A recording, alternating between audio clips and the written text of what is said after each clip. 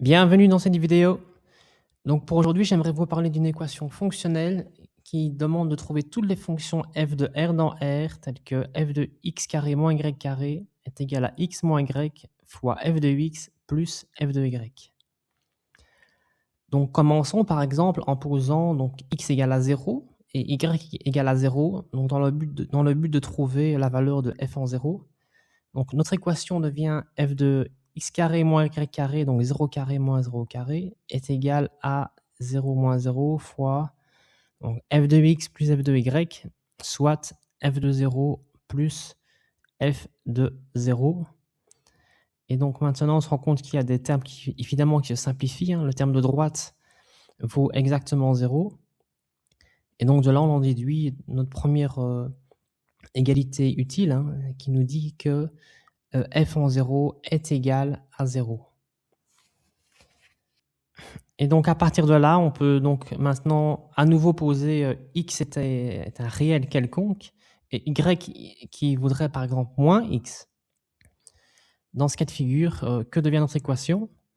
Donc ça devient f de x carré moins y carré, donc c'est-à-dire le carré de moins x en fait, est égal à donc x moins y, donc x moins x. Et là, on voit que ces deux termes qui vont se simplifier, fois f de x plus f de y, donc y qui vaut moins x, donc f de moins x. Et donc là, on se rend compte que désormais, dans notre égalité, dans le terme de droite, il y a un terme qui se simplifie, x moins x, donc ça fait x plus x, ça fait donc 2x pour le terme de droite, alors que pour le terme de gauche, on voit que, donc, vu que moins x carré ou bien le carré de moins x, ça fait la même chose, donc ça fait 0. Donc finalement, le terme de gauche vaut en fait f en 0. Et f en 0, rappelez-vous, nous venons tout juste de le calculer, ça fait 0.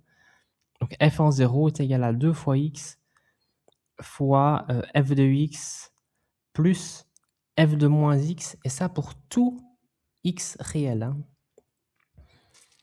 Et donc, on vient de le calculer, le terme de gauche vaut 0. Et donc finalement, cela veut donc dire que pour chaque x différent de 0, on peut passer le terme 2 fois x en dessous du 0, donc à gauche de l'égalité, et ça devient donc f de x plus f de moins x donc est égal à 0. Donc autrement dit, f de x est égal à moins f de moins x, c'est-à-dire que f est une fonction impaire. Et comme on sait aussi que f en 0 vaut 0 en fait, on sait bien que f en 0 vaudra 0, idem pour moins f en 0. Donc en fait, on peut dire que f est une fonction impaire pour tout réel en fait, pas seulement pour ceux qui sont différents de 0. Donc, f est une fonction impaire. Et grâce à cela, on va pouvoir continuer notre analyse. Imaginons que l'on substitue y par moins de y. Alors notre équation fonctionnelle devient donc f de x carré moins y carré est égal donc x moins y, donc on va calculer par après, c'est égal à x plus y, fois f de x plus f de y, donc f de moins y. Et donc maintenant, on se rend compte qu'en fait, avec ces substitutions, que les termes à gauche sont égaux. X carré moins y carré ou bien x carré moins y carré, c'est la même chose. Donc on peut égaliser les deux termes de droite. Donc finalement écrire x moins y fois f de x plus f de y, c'est le terme de droite qu'il y a au-dessus, et donc égal à le terme de droite qu'il y a en dessous, donc x moins y, donc x plus y, fois f de x plus f de moins y. Et donc ça, c'est égal à moins f de y, puisqu'on vient de le trouver juste avant que f est une fonction impaire. Et donc désormais, dès qu'on simplifie cette égalité, dès qu'on distribue les termes, donc x fois f de x plus x fois f de y, moins y fois f de x, moins donc y fois f de y, pour le terme de droite, dès que l'on distribue le terme, cela devient x fois f de x moins x fois f de y plus donc y fois f de x moins y fois f de y. Et là, on se rend compte immédiatement, il y a des termes qui se correspondent. X fois f de x fois f de x, je peux les enlever. Idem pour y fois f de y, à gauche comme à droite. Et donc, quel terme reste-t-il? Il nous reste donc la somme 2 fois x fois f de y. Les termes à gauche et à droite se remettent ensemble, est égal à 2 fois y fois f de x. Et cette égalité, on peut aussi l'écrire de la manière suivante. Pour chaque x et y différent de 0, en divisant par 2x d'un côté et 2y de l'autre, ça devient f de y, donc divisé par y, est égal à f de x divisé par x. Et ça pour chaque x et y différent de 0.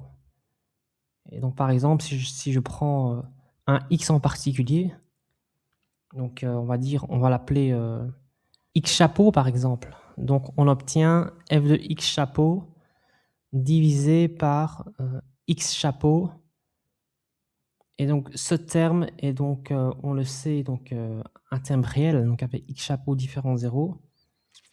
Ce qui fait que ce terme est en fait une constante en fait. Elle ne change jamais. Et donc ce que nous avons, c'est que finalement, que pour chaque y finalement différent de 0, on vient de déduire que f de y est égal à y fois une constante. Donc finalement, voici la fonction quand y est différent de 0 et quand y vaut 0. On sait bien, rappelons-nous que f en 0 vaut 0, ce qui est aussi satisfait dans ce cas de figure, parce que f en 0 est bien égal à c fois 0, donc ça fait bien 0 aussi. Et donc voilà, finalement, nous avons la solution de notre équation fonctionnelle qui nous dit que pour chaque x, la solution est de la forme f de x est égale à une constante fois x finalement. Donc avec la constante c qui est en fait une constante finalement vraiment quelconque, vraiment réelle, quoi. Donc vérifions de manière effective notre solution dans l'équation fonctionnelle de départ. Donc c fois x carré moins y carré est-il bien égal à donc x moins y fois donc f de x plus f de y, donc c fois x, donc plus c fois y. Donc a-t-on bien cette égalité pour chaque x et y réel? Et donc là, on se rend compte que le terme de gauche est une identité remarquable. Dès que l'on simplifie, cela donne x moins y fois x plus y, dès qu'on découpe la différence. Est-ce bien égal à x moins y fois, donc là on peut mettre la constante c en évidence, avec comme terme qui reste à droite x plus y. Donc on voit bien que c'est bien égal à gauche comme à droite, c fois x moins y fois x plus y, et x moins y fois c fois x plus y, c'est bien égal. Donc finalement, la solution à cette équation fonctionnelle, les solutions étaient donc de la forme f de x est égal à une constante fois x, où c est donc une constante réelle. Donc voilà, si vous avez des questions ou bien si vous avez d'autres manières de démontrer cette équation fonctionnelle, n'hésitez pas à en parler dans les commentaires de la vidéo et à vous abonner. Merci.